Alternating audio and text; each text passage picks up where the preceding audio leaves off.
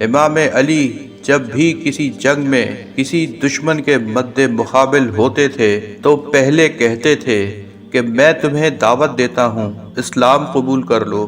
میدان احد تھا، امام علی کی تلوار تھی اور انہوں نے اکیلے پورے لشکر کو روک رکھا تھا اور حضور پاک صلی اللہ علیہ وآلہ وسلم کی حفاظت فرما رہے تھے۔ امام کی تلوار لوہے کی تھی۔ ایک مرتبہ جب حملہ ہوا تو لوہا ٹوٹ گیا کیونکہ انہوں نے تلوار سے پورے لشکر کو روکا تھا۔ مولا ایک تلوار سے پورے لشکر کو روکتے تھے اور انہیں دھکیلتے تھے، جو بھاگتا تھا اسے بھاگنے دیتے تھے اور جو مقابلے کے لیے آتا تھا اسے فنار کر دیتے تھے۔ تلوار ٹوٹنے کے بعد ایک دفعہ پیغمبر کی طرف منہ کر کے کہا، یا رسول اللہ، میری تلوار ٹوٹ گئی ہے، میں اکیلا آپ کا دفاع کر رہا ہوں۔ پیغمبر اسلام نے کہا کہ میری تلوار چھن چکی ہے۔ آپ صلی اللہ علیہ وآلہ وسلم نے کھجور کی ایک ٹہنی کو توڑا اور کہا، یا علی، آپ اس سے مقابلہ کر لیجئے۔ ہائے قربان جاؤں میں اپنے مولا پہ، انہوں نے پلٹ کر یہ نہیں کہا کہ یا رسول اللہ، دشمن کے پاس لوہے کی تلواریں ہیں اور آپ مجھے کھجور کی ٹہنی دے رہے ہیں۔ مولا نے فرمایا، یا رسول اللہ، اگر آپ کہیں گے تو میں اسی ٹہنی سے سب کا مقابلہ کروں گا۔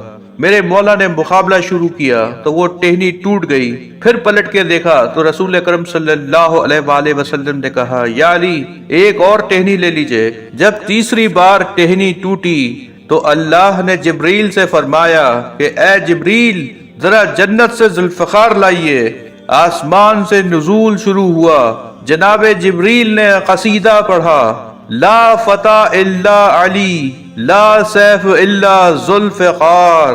علامہ اقبال نے اس میں ایک مصرع اور لگا دیا، شاہ مرداں، شیر یزداں، قوت پروردگار۔ گرد و غبار سے بچنے کے لیے امیر المومنین اپنا امامہ کھول لیتے تھے اور منہ پر لپیٹ لیتے تھے اور صرف ان کی آنکھیں نظر آ رہی ہوتی تھی۔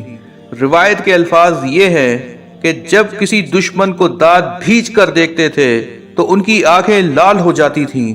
جس طرح شیر کے دیکھنے سے بکری کا دل پھٹ جاتا ہے، اسی طرح جو دشمن صرف مولا کی آنکھوں کو دیکھتا تھا اس پر خوف کا لرزہ طاری ہو جاتا تھا۔ مولا علی ذوالفقار پر ٹیک لگائے میدان جنگ میں نہایت اطمینان کے ساتھ کھڑے تھے۔ پسینہ بہہ رہا تھا، مولا پسینے کو صاف کر رہے تھے۔ اتنے میں ایک آدمی پشت سے خنجر لیے آ رہا تھا کہ میں مولا کو خنجر مار دوں گا۔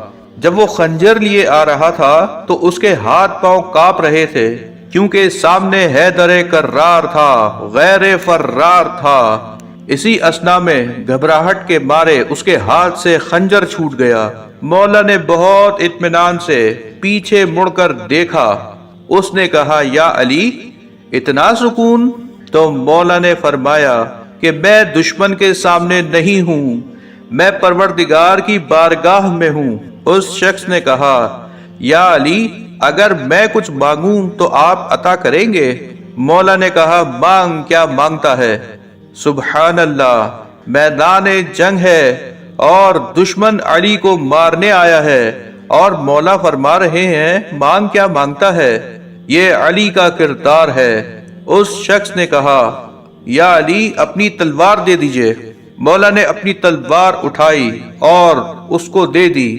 اب وہ بہت گھبرایا، کہا، یا علی، میں آپ کو قتل کرنے آیا تھا۔ مولا نے فرمایا، ہاں جانتا ہوں۔ کہا، پھر بھی آپ نے تلوار دے دی؟ مولا نے فرمایا، ہاں۔ تو اس نے پوچھا، کیوں؟ مولا نے فرمایا، میرا دین یہی کہتا ہے، میں ثقافت کے اس درجے پر فائز ہوں، میدان جنگ میں بھی دشمن کو عطا کرتا ہوں۔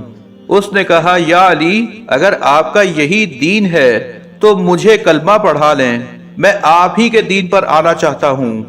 یا علی، یا علی، یا علی، جو احد جیسی جنگ میں دشمن کو مسلمان کر دے اسے علی کہتے ہیں۔